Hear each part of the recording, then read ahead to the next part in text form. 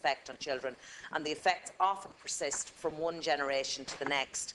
And high quality early care and education can help to reduce child poverty, mainly in two ways. It will have a beneficial effect on the child's development, allowing them to engage as fully as possible in the education system, to reach their potential and eventually enter the workforce and secure a rewarding and well-paid job. And also, where it is affordable and accessible, it enables parents to access employment, education and training, which will improve the situation of both parents and children. The recent publication of the Mangan report has given us reasons to focus on some relevant points regarding child poverty. Ireland is the only OECD country with above average child cash transfers, but we're only average in terms of child poverty rates.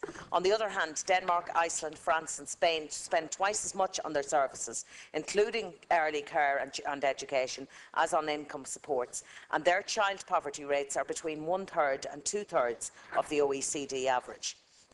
In monetary terms, we appear to be spending a lot of money on our children, but we're not getting the outcomes that we should from the expenditure.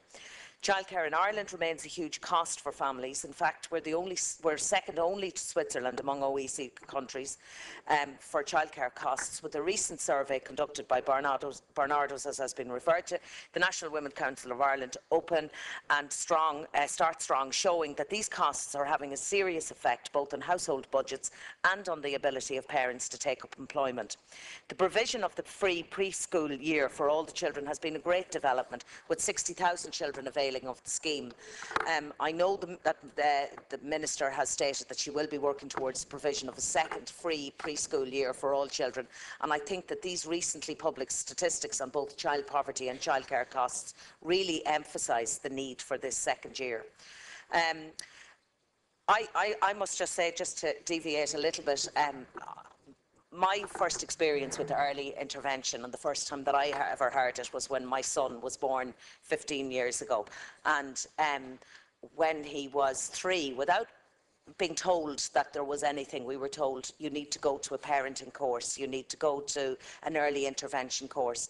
And I dragged my husband, I must say very reluctantly, with me, where we sat for a series of 8 weeks and heard all of this about OWL and observing, watching and listening to our child. We didn't know that we had no inclination that we were heading down the road that we were heading down. And we kind of watched all the other parents around us and said, suddenly after about 2 weeks, when I think about it, I suddenly noticed that every one of these children had an intellectual disability. And I said to my husband, do you think, is this what this is about? And he said, not at all, you're imagining it. And so we stayed there for 8 weeks and we watched, and nobody once said, you know, this could be a problem. We just thought every parent were being brought along. But when he was eventually diagnosed and we were told, well, I think I did have a fair idea, but I know that when we were told, okay, he needs early intervention and you can bring him to the physiotherapist and you can bring him up, and it was great. And I thought, this is going to be fantastic. We're going to have a great life ahead for this child.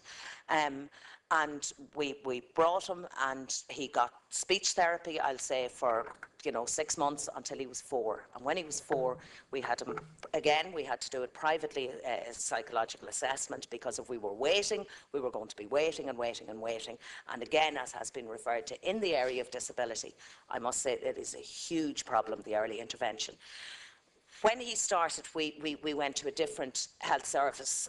We were recommended to go to a different service provider for his education because of his ability. Thank you. And the day he started, I'll never forget it. I was at work and I got a phone call to tell me, that's it, he doesn't qualify for any more early intervention here because he's going to that service. You need to access it there. Now, they didn't have that service. So we spent the next 14 years, 13 years, where he just didn't get those services. And like, okay, some people are lucky that they can go out and afford to pay for it on a private basis. And I'm seeing people coming into my office every single week where parents are spending every penny of their children's allowance, of their domiciliary care, if they're lucky enough to get it. But every single penny, I am amazed at people who are unemployed and who spend the money to provide private physiotherapy. And they are paying astronomical amounts for it. We changed our son back to the school on the recommendations of the psychological report last year, and once again we fell into the net where he was eligible to get this intervention. And I thought, this is brilliant. Now we're going to get the services that we should have got when he was 3. He's now 15. And when we went to get them, it was great. Within a month, he was assessed for physiotherapy, he was assessed for occupational therapy, and we were told yet again he's at dire need. As a result of the occupational therapy, I probably, but I mean, he has spent the last couple of months in a wheelchair, which I really think could have been avoided if he had had the physiotherapy, if he had had the occupational therapy, if he had had the services that were in place. And as I said, when we went back, he was assessed for all of these. Then we were told, okay, now he's assessed, but there's a 1.5 year waiting list. At this stage, he's going to be over the childhood limit. He's going to be 17, and we'll be told to go to adult services, and he's going to slip through the net again. Now, this is not about and it's totally gone off what I was going to say, but I'm just trying to use one realistic, real-life experience of where early intervention, it sounds wonderful. As I said, I had really big, high hopes. But when it comes down to the nitty-gritty, there are so many people falling through the net. But there was also the thing then where we were told, right, you're going to get the physiotherapy, the occupational therapy. Both of them, both girls who are absolutely excellent, went off on maternity leave at the same time. They weren't replaced for the whole year, and that is a huge, I know with the moratorium, but that is a huge issue. That, you know, why is somebody denied physiotherapy or speech therapy or language therapy because somebody is out sick or somebody is out on maternity leave or somebody's gone? That you get, well, there are priority cases. And I know, but to every mother, their child is a priority, and those services should be there. So I do think, particularly in the area of disability, Minister, that there is so much work to do, and I would welcome the opportunity to have a meeting with you and discuss it further. Thank you. Senator Healy-Eames. Since you get in, but on my original list you weren't on it, so I must deal with the hand I've got, so I'm right glad you have 5 minutes. Sorry, may I speak? Yes. And I have 5 minutes? Yes. Thank you very much. Thank you. My name must have been inadvertently left off the list, but it certainly was submitted. Minister, you're very welcome, and like others have said to you here, I think you have your finger on the pulse when it comes to this issue. I think you're very fortunate, Minister, to have a brief around the whole area of early years, early intervention, and the importance of investing in that place. I mean, more than so many others have spoken about the studies that support investment in this area. But if I could just start by saying this, you'll recall when we were in the Senate, Minister, in 2010, I did an Oireachtas study around early school leaving. And one of our key conclusions, Minister, at that point, was that for early school leaving, to prevent it, to reduce it, was to invest in early years, to invest in the 0 to 6, 0 to 7 stage. Another key conclusion was that we would ask the government to set up a special department with a focus in this area. Well, we've done that, Minister, and you are the Minister. So I've looked at the evidence and the benefits of early intervention. All the evidence points to this. And if we look at the social ills that we experience in society today, if we look at how can we reduce crime, how can we maybe significantly impact on challenging behaviours like autism, like ADHD, like early school leaving, like unemployment. All of the evidence points to invest early, that will reduce the negative impact and the negative effect by investing in the early years. As part of that study, Minister, I recall I went into Mountjoy prison with John Lonergan, and he identified a few people that for us to interview, 2 males and 2 females at that point. And another thing that struck me at that point was that so many of our inmates had ADHD. And it wasn't understood. So really, Minister, as well as providing for the early years, you also have to provide for the carers and the educators to be trained to deal with the behaviours and the symptoms and the societal problems that they will have the absolute privilege to identify by working with children in the early years. I was a primary teacher at one point myself. I worked with infants from 4 to 7 years of age for a number of years, both here and abroad. I also worked in teacher education. So it's absolutely critical, Minister, in your role, if I may suggest this, that you would link in with the Minister for Education, that you would link in with our teacher education colleges, so that the early years strategy would be understood, and so that the privilege of the role that they have in identifying behaviours, in identifying ways that they can assist in those years, that they would be noticed and that they would be developed. Looking at some of the evidence that supports what I'm saying, Noreen Hayes, who I'm sure you'll know, in her paper on the role of early childhood education and care, she talks about the evidence from countries with low levels of child poverty and where more success is experienced when the macroeconomic and social policies are closely aligned, when there is an integrated approach that places children at the centre of child poverty strategies. Now, we're familiar with that. We always speak about the child being at the centre. But I thought this was interesting. For example, Sweden's per capita GDP is lower than the US and comparable to the UK, yet comparisons of child poverty show the US as second child poverty and the UK as fourth, with Sweden showing the lowest level. So we have to look at the countries that are really succeeding in this area.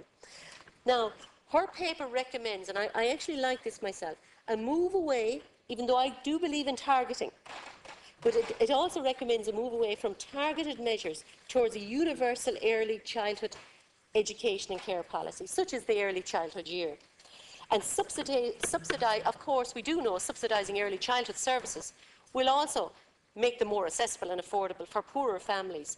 But I think, Minister, in the context of the times we're in the context of the squeezed middle, we need universal services more than ever. And last week we had Minister Burton here in the House, and we know we're talking about reducing child benefit, but I strongly recommended to her that that would be put into structures that would benefit everybody, not just by giving an add-on of €35 to somebody. How much of a difference can I make in my life in a week by €35 compared to if I have if I have free access to early childhood care, if I have free access to after-school care? And I would add to that, Minister, youth centres and creative centres for our young people. And I'll come to that in the end. And I would appreciate, Chairman, if you'd mention when I have a minute to go. You're actually nearly a minute over time. Over time? Yes. Over time. You were so engrossed you actually ignored my little warning. Sorry, I didn't actually hear you. But I want to sum up by saying, Minister, that you're on the right track because the evidence supports you. But could I also mention to you, Minister, that throughout our country we have better provision in some areas than others, especially around the whole area of developing young people's creativity. And I know we have young people here in the audience listening to this. For example, in Dublin you have the ARC, you have Fighting Words, which is a creative writing centre, you have Imaginosity. In Limerick you have the Learning Hub. That is not, that's almost what I would call a parallel creative system for our children that the education system doesn't always seem to develop. I would ask you, Minister, to be open to this, to be open to proposals in this area. I'm developing one at the moment around a young creator centre that will help children develop their creativity, particularly at second level, in an exam-driven system that often beats the creativity out of them. I'm not knocking the second level system, but I'm saying we need more, because ultimately our young people are our future. They are the future for themselves, but they're the future for the nation, because the more we invest in them, the stronger the nation we'll have in terms of what GDP, etc. So listen, thank you for your time, Minister, and I wish you well, and thank you, Chairman, for your indulgence. Last but by no means least, Senator Marie Maloney. Chair Lasky here. Look, and I just want a couple of minutes, please. At this stage, when you come to the debate, everybody has said everything you want to say anyway. So I'm not going to repeat it all because we're all singing from the same hymn sheet here, and there's no need to repeat it. Minister, I welcome you to the House. As usual, you're always there with a smile on your face, and you've been fantastic, Minister, and you have worked so hard on behalf of the children of Ireland. And for that, I thank you. Nobody here can overestimate the importance of early intervention. It is vital for the children of this country. And I have come across a number of adults who have told me that they can't read or write, and in this day and age that's very sad, but it's true. And the reason being, they have told me, is because when they were young, there was no help. When they were in school, unfortunately, because they were that bit slower or they couldn't keep up with the rest, they were put to the back of the class and they were left there. With a result that they now can't read or write, but many of them are accessing now. But it just goes to prove how important early intervention is, that could be avoided for those people had they those services. Now, the reason I wanted to speak to you today, Minister, is because we got our services plan, our HSE services plan, and we were briefed on last Monday in Kerry. And under that, we spoke about the reconfiguration of children's disability therapy services, which, and I'm not speaking out against it, what they are saying is that they are going to amalgamate the Brothers of Charity and Enable Ireland and have them all working out of the one venue, but there are no extra resources. So what they want to do is they want to bring into the net those children that are being left outside, that are not getting the services at the moment, and expand and grow on that. And that's grand and great news, and hopefully they will do that. But what I am concerned about is that the services for the existing children will be diminished with the fact that there are no extra resources being put into it. And also, like the Brothers of Charity in Killarney, they have a preschool for children, and it's fantastic, and the amount of the benefit to the children with all disabilities that go through that play school is untold, and the work that the people down there put in. But the actual place itself is not set up to take any older children with wheelchairs or bigger wheelchairs that take a little child with a wheelchair, all right. But I think it's going to be a problem in the long run. And I would very much welcome your thoughts on this, and whether or not we will be able to put a bit more resources into this this campaign, because otherwise what is there for the children at the moment will be reduced, because there's only the same number of staff, and if more are coming into the system, then obviously they'll have to spread their work thinner. Senator Zarpone spoke about cash plus services schemes. Today at the Oireachtas Committee on Social Protection and Education, we got a presentation about poverty in Ireland, and we were told that of the children in Ireland encounter poverty one way or another, which brings me to what I have to say.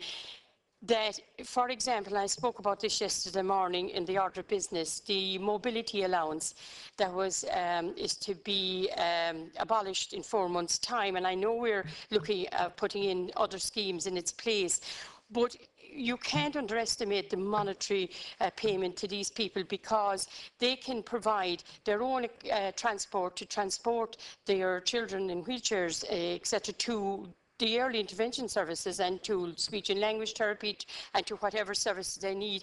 It's not going to be that easy to always have a bus or these fantastics, as they call them, in situ to bring them at the right time. It's all about timing, isn't it? I mean, how are we going to say, well, you have to be here at 3 o'clock and you have to be here at 11 o'clock or whatever? It isn't going to work in rural Ireland. The best thing is that the parents continue to do what they're doing by providing their own transport and using the mobility allowance to maintain and buy these vehicles to transport transport their children. So I know it's not in your remit, but I do think, as Senator Zarpone said, a woman at the cabinet table, you cannot beat it.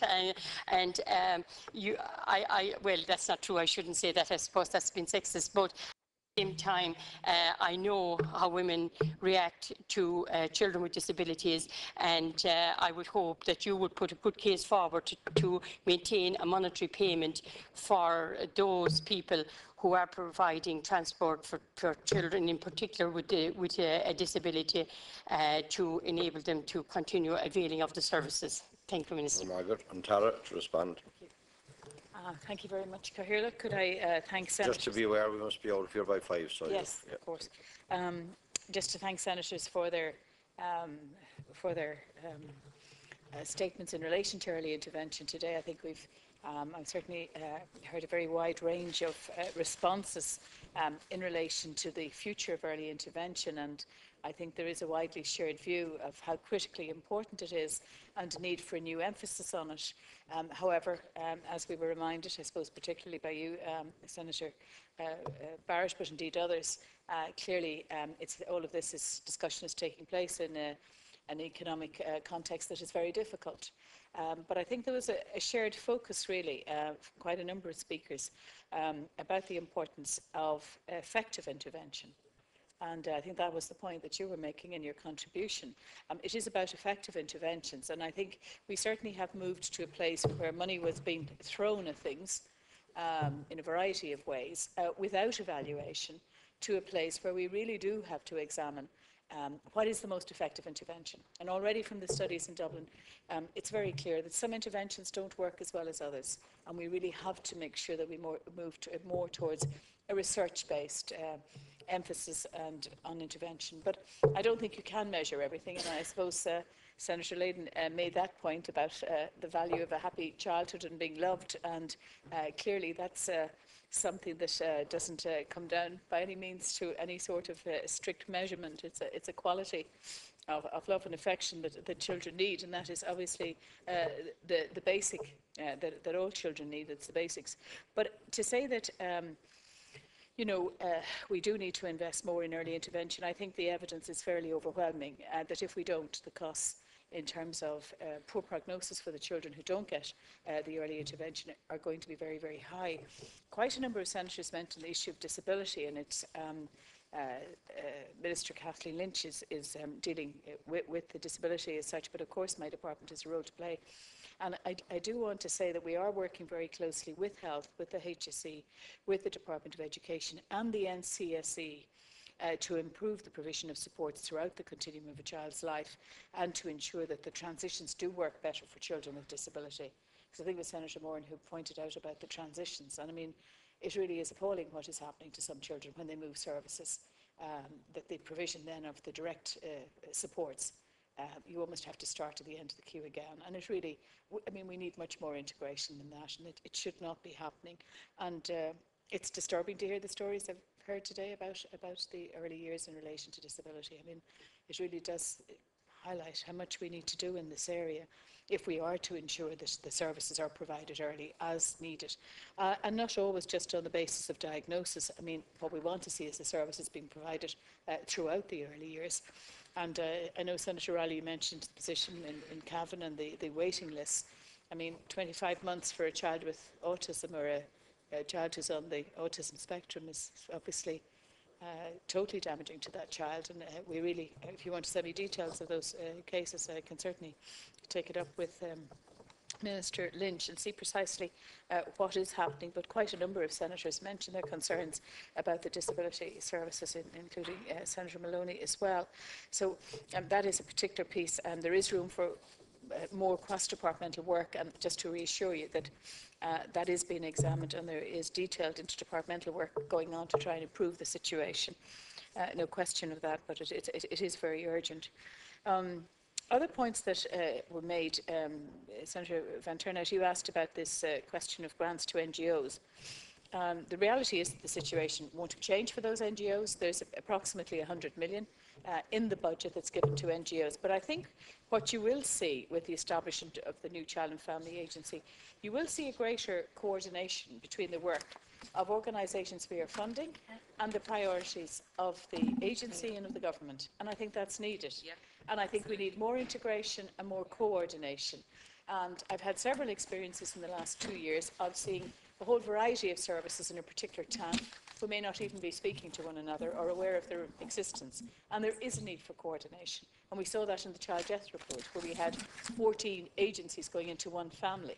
So I don't think there is a need for any of the organisations to feel a chilling effect, but we do want a good partnership between those organisations we're funding and the priorities of our agency, because that's the reality of the current situation, and it's the right thing to do as well. So I don't think there's any need for concern, but you know, it may be a new reality to have more coordination and more engagement between statutory and voluntary, and that, after all, is the goal of the new agency, to, you know, to have that sort of integration.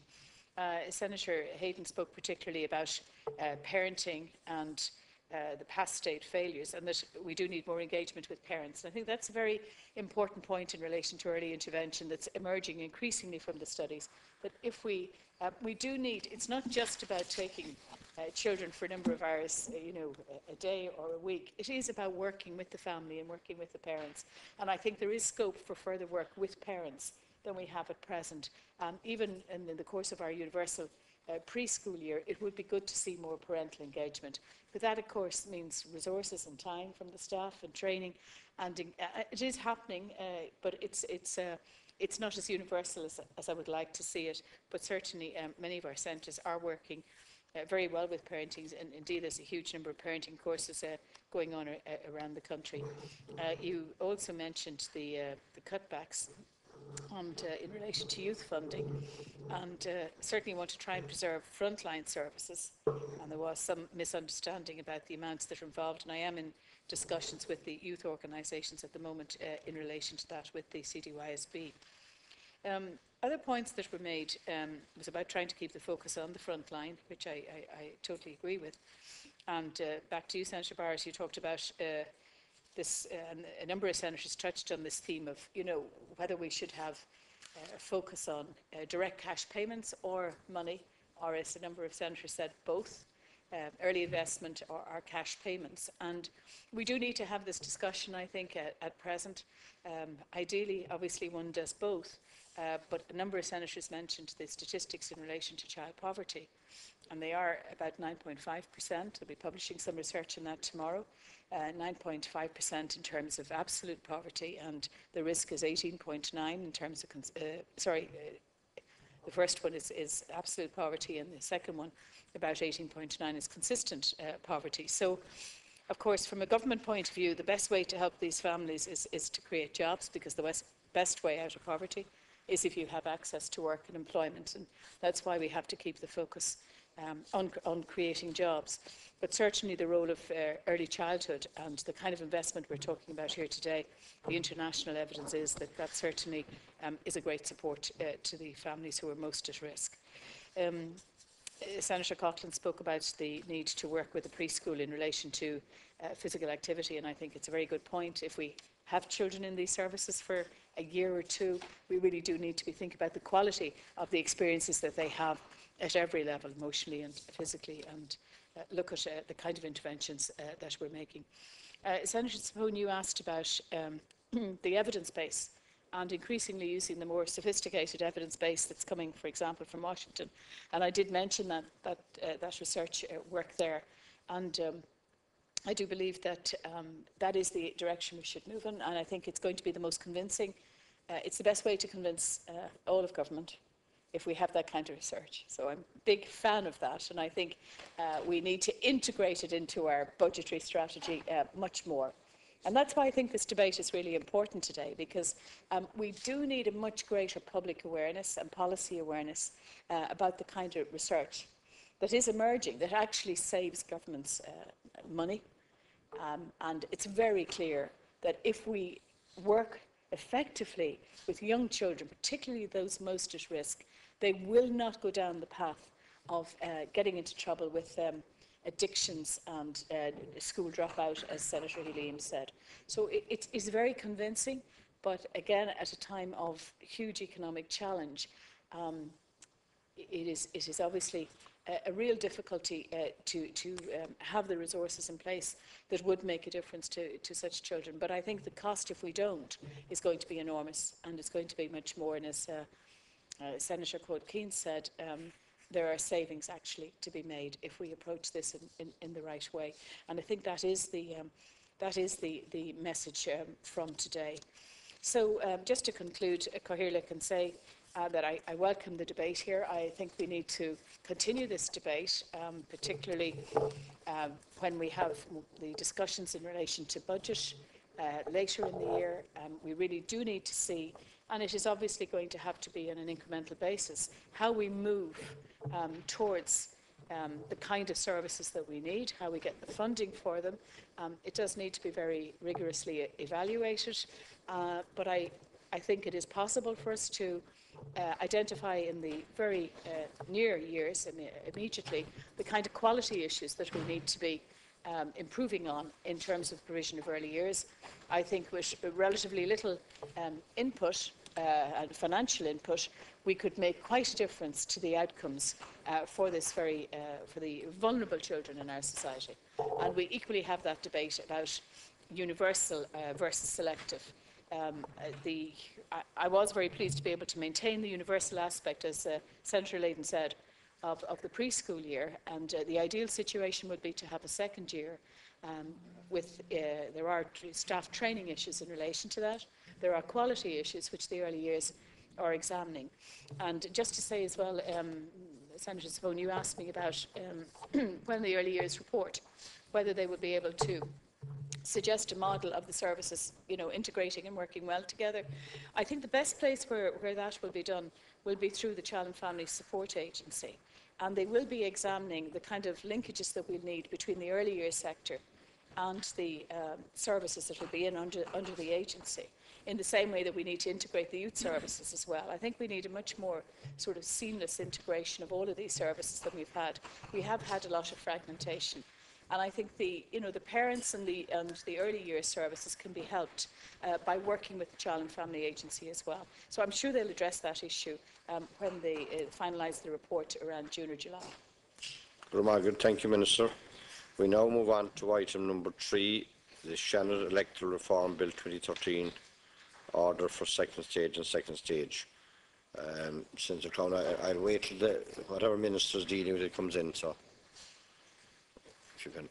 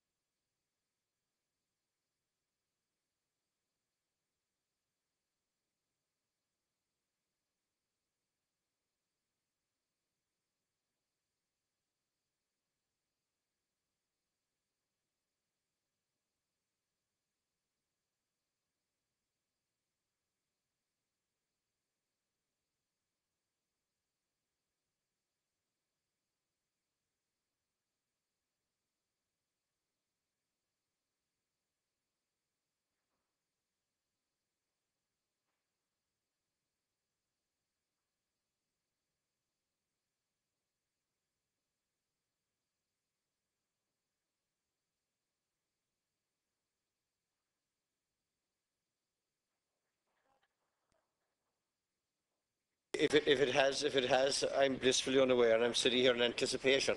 So I hope not.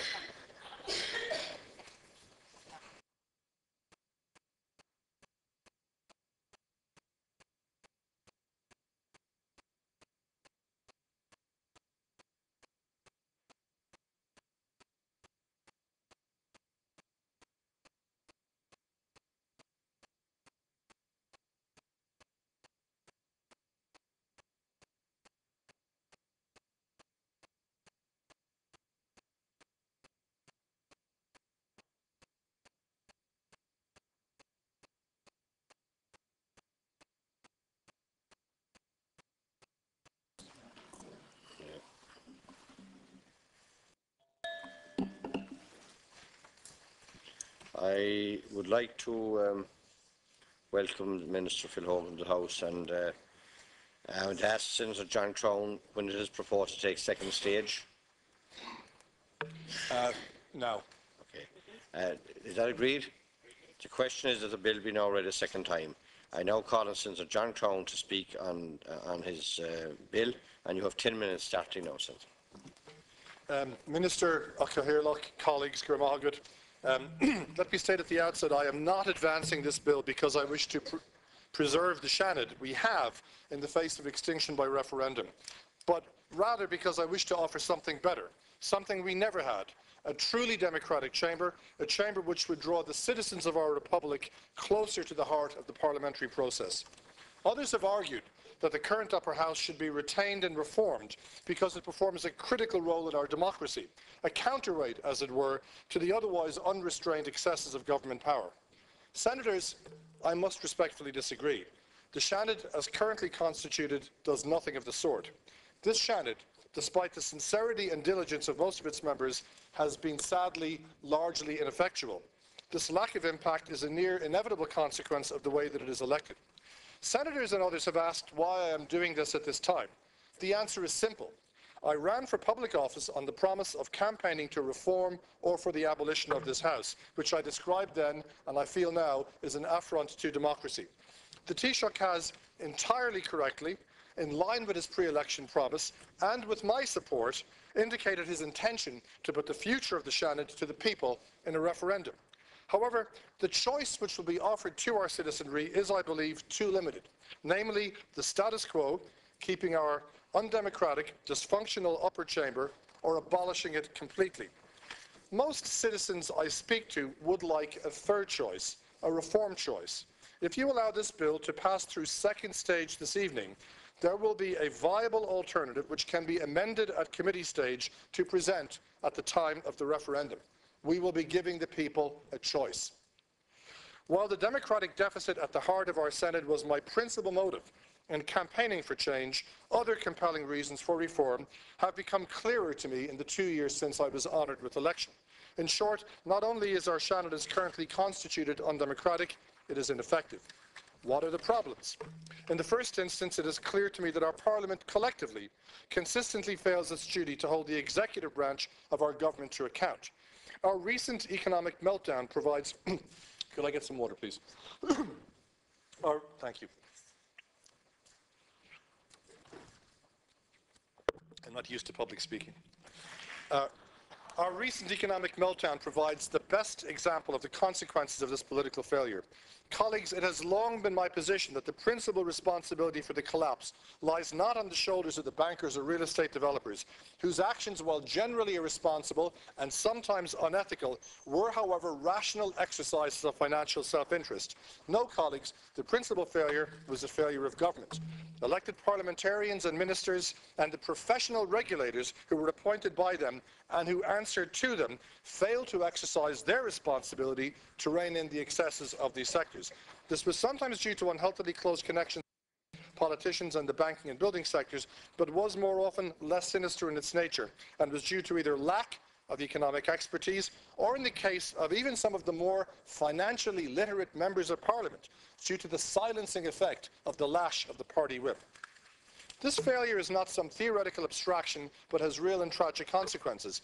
100,000 of our children are emigrating every year because of bad governance and poor, inadequate Oireachtas oversight of the activities of government. Others are languishing on hospital trolleys or on waiting lists or have had their social supports withdrawn. How could parliamentary reform have prevented these problems? How could the expertise of parliamentarians been used to overcome bureaucratic inertia and indeed stasis?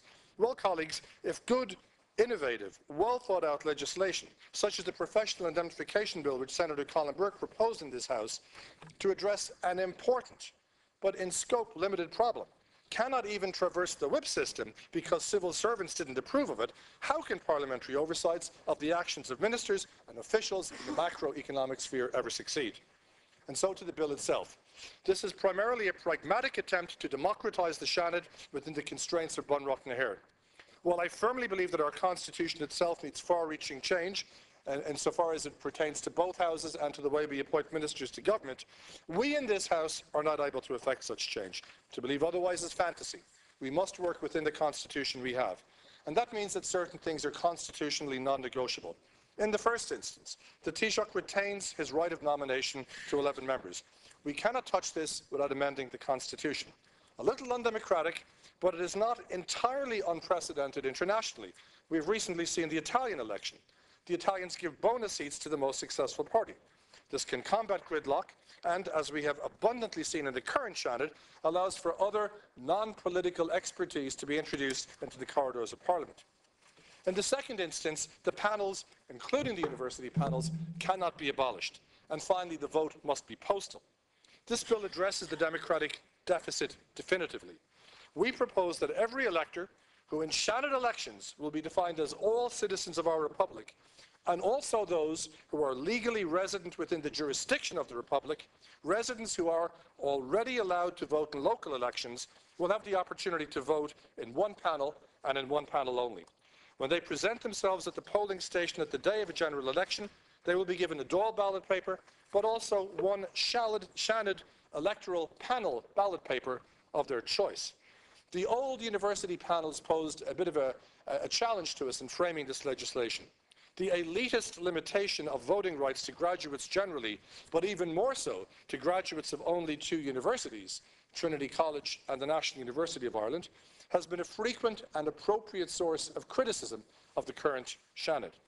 I, for one, was the first member of my family who would have had a vote in this election, including my granduncles, who served time in Francoch and Pentonville as guests of His Majesty for their role in our independence struggle. The Seventh Amendment to Bunreacht na hÉireann allowed for extension of this right to other graduates, but it was never legislated for nor acted on. This bill provides the long overdue legislative correction, extending voting rights to 3 smaller two-seat legislative constituencies. For those of you, or those outside looking at this debate who may think that this is an exercise in self-preservation, please note, in this dispensation, I would not have been elected to the Seanad, as I came 3rd place in the 3-seat constituency, and my colleague Senators Mullen and Quinn would have been the sole NUI representatives. The nomination process is also thoroughly democratised in our proposal. Any citizen of our Republic is eligible to stand for any panel, although nominations to the 3rd level panels are constitutionally limited to graduates of the relevant institutions. Nomination requires the signed agreement of 1,000 citizens. Thus, the filtering effect of the parties and of the rather bizarre nominating body system would be ended. The people nominate, the people elect. No one else. It's simple. 2 other provisions of the bill have been flagged by some as controversial. These are the extension of the franchise to Irish citizens abroad and the enfranchisement of non-citizens who are legally resident in our Republic. With respect to voting rights for Irish citizens abroad, please note that this is not some radical, internationally unprecedented departure. 115 countries recognise such rights for their citizens. These countries include the United States and many of our EU neighbours. In some cases, like the USA, these are absolutely full voting rights, as if the citizen was living in their own country. In others, like Italy, limitations apply. In Italy, a limited number of seats are available to the international citizens.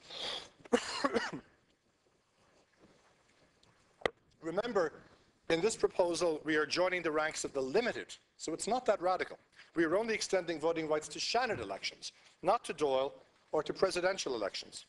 Disquiet has been expressed that this is representation without taxation. Colleagues, The actions of successive Oireachtases have ensured that not only have many of our citizens here lost the right to pay taxes because they lost their jobs, but hundreds of thousands of others who would love to work and love to pay taxes right here in this republic have had that opportunity dashed from their hands because of enforced emigration. To deny them a vote would be, I believe, absurd. There have also been concerns that our domestic politics might somehow be malfeasantly subverted by the highly organised, orchestrated registration of large numbers of tenuously Irish but passport eligible Americans or others. Colleagues, this is not really plausible. Remember that not only is possession of a passport necessary, but that formal registration on the register of electors at any embassy or consular office is also required. In addition, the arithmetic does not stack up. In large national panels, the effects of such manipulation would in truth be minimal. Similarly, the bill extends the right to legally resident non-Irish citizens who live in the Republic.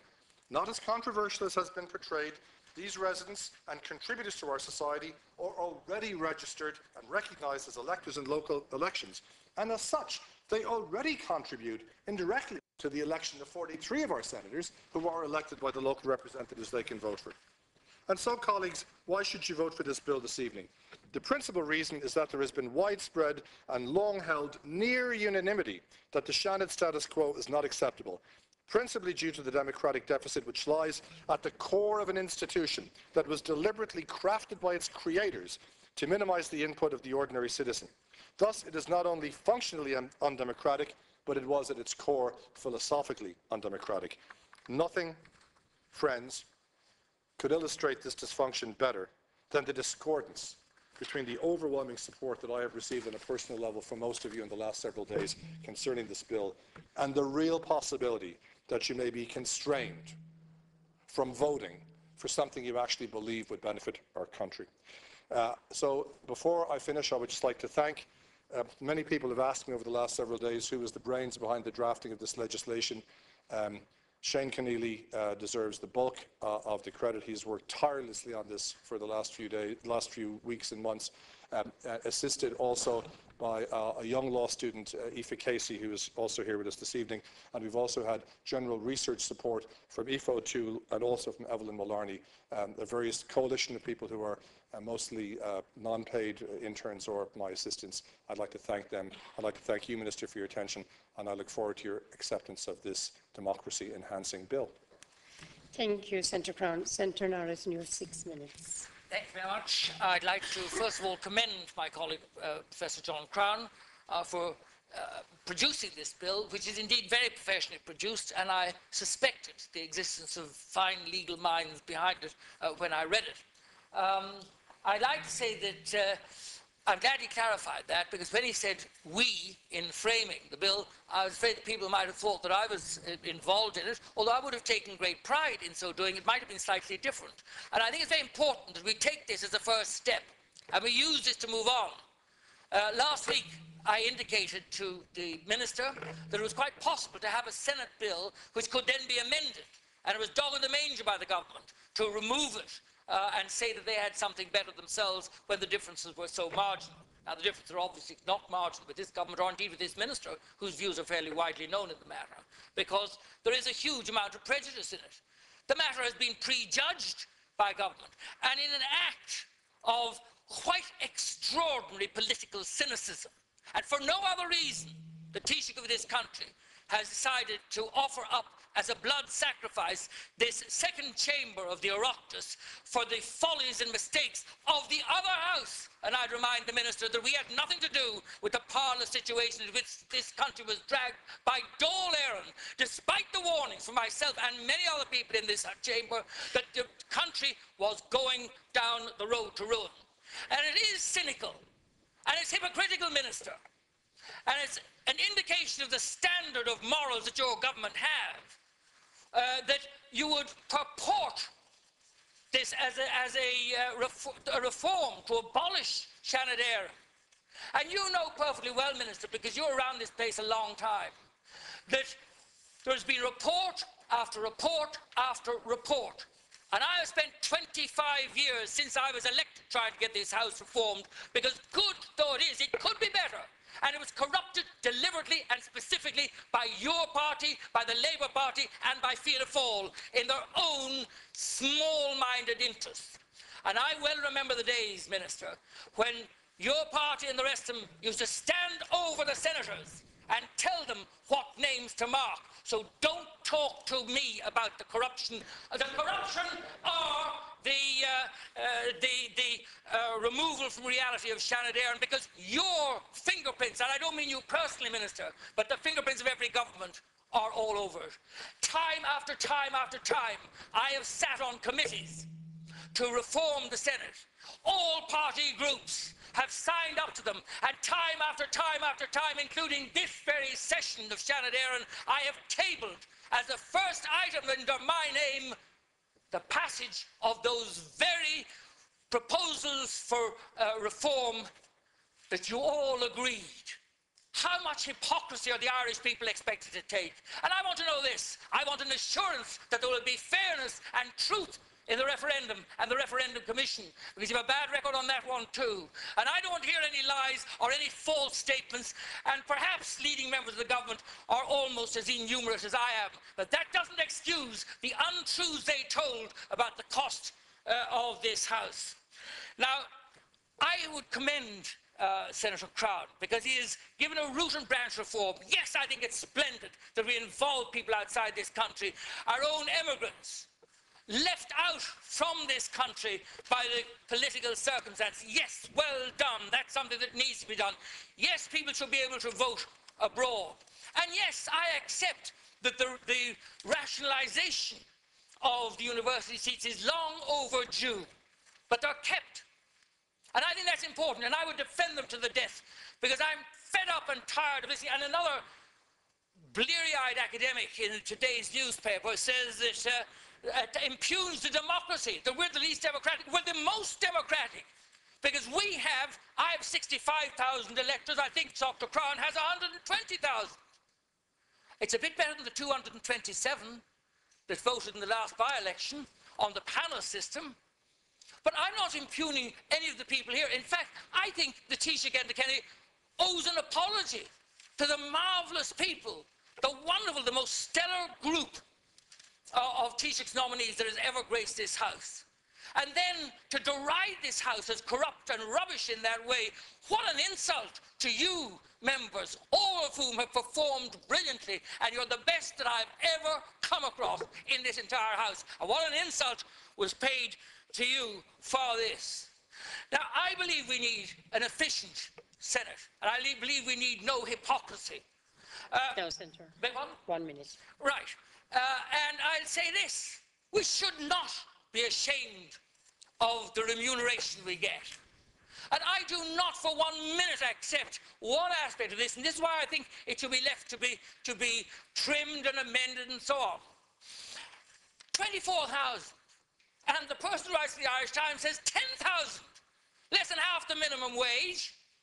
And then we're to get rid of our PAs, the people who behave so marvellously for us. We'd be utterly neutered. It'd be a laughing stock. What nonsense comes out of academia. The last thing I'll say to you is this. There have been bills and rumours of bills all over this House. There have been solar runs projected here, there and yon, and people included and excluded and all that. Get your act together, fellow senators, if you want to save this House. Let's get behind the bill, and if this is the bill it has to be, this is the bill it has to be. And let us vote for it, and don't extinguish the voice. And I would say to this last thing, I would not have been allowed a voice. Your party, Minister, would not have allowed me a voice in the Oireachtas of this great republic. I would have been excluded. People like me never would have had a chance. You had an opportunity to include the disabled, you never did it. But I got my own way in. Yeats got in and said there were no petty people. This is no petty chamber to be dismembered by the likes of you or the Taoiseach Enda Kenny. We must stand together in the name of democracy, because you have everything else. From the president down, you won all the elections, the whole lot. What more do you want? Senator You have the banks, you have the councils, you have the Right, I have Senate, to you have the call on the Dáil. Minister now, You're not please. getting Shannon Aaron. At least I can have anything to do with it. Minister. Thank you, Cathaoirleach. It's very robust views of Senator Norris, which I would expect. I am pleased to have the opportunity to address the Shannon this evening, as it gives me a chance to clarify the government's position on the Shannon and to outline more generally the reform measures that have been taken by the government over the past 2 years. On the Shannon, despite numerous reports over the years, we have not succeeded in achieving all-party agreement on substantive reform of the Shannon. There have been 8 reports on Shannon reform since 1943, the most recent in 2004. None led to programmes of radical reform.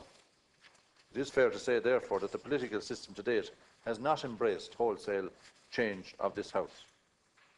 In fairness to Senator Crown and the efforts of others before him, it is difficult to achieve consensus where there can be a wide variety of views on complex and multifaceted issues. The programme for government included a commitment to holding a referendum on the abolition of the Shannon. This is a difficult and major reform proposal by the government, and of course there will be different views as to whether or not it is the correct approach. The referendum on the Shannon is a continuation of that reforming agenda, and ultimately it is an issue that should be and will be decided by the people. The Taoiseach has repeatedly indicated his intention to proceed with the referendum. Indeed, earlier today he confirmed the government's commitment to the referendum being held in this coming autumn. In the Programme for Government Annual Report 2013, launched by the Taoiseach and Taoiseach this morning, it is confirmed that preparations for the referendum are underway and that the government has approved the drafting of a referendum bill which will be published in the next session. So in that context, it will be difficult to accept this bill when the government has decided to put a different proposal to the people.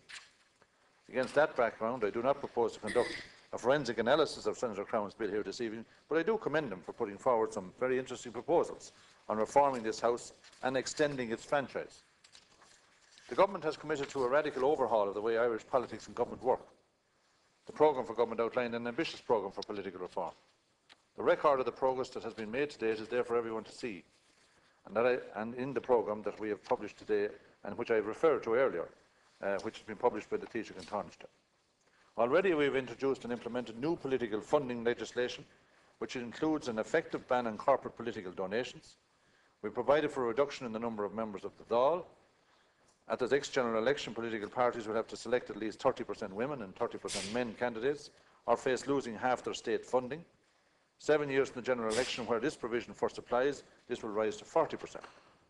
We've set a time limit of 6 months in the holding of by-elections, and we've brought into effect reduced spending limits at presidential elections. 4 referenda have already been held in the lifetime of this government, and the referenda on Shannon abolition will take place this autumn. In addition, the government has approved in principle proposals to amend the constitution to permit the establishment of a civil court of appeal and a new separate family court structure. Work has commenced on the further development of these proposals, and is also hoped to have the necessary referenda in the autumn of 2013. In the meantime, the work of the Constitutional Convention will proceed over the coming year, looking at a range of issues, including the Dáil electoral system and giving citizens resident outside the state the right to vote in presidential elections at Irish embassies or otherwise. The Taoiseach indicated at the inaugural meeting of the Convention that the Government would respond in a timely and considered manner to the recommendations of the Convention. The Government has in fact made a formal commitment to giving a public response through the Houses of the Oireachtas to each recommendation from the Convention within 4 months of receiving it. If the Government accepts a recommendation that the Constitution should be amended, the Government response will include a time frame for the holding of the necessary referendum. On that basis, we can envisage possibly 1 or 2 or indeed more referenda in the autumn. So it's clear, therefore, Cathaoirleach, that the Government is committed to change,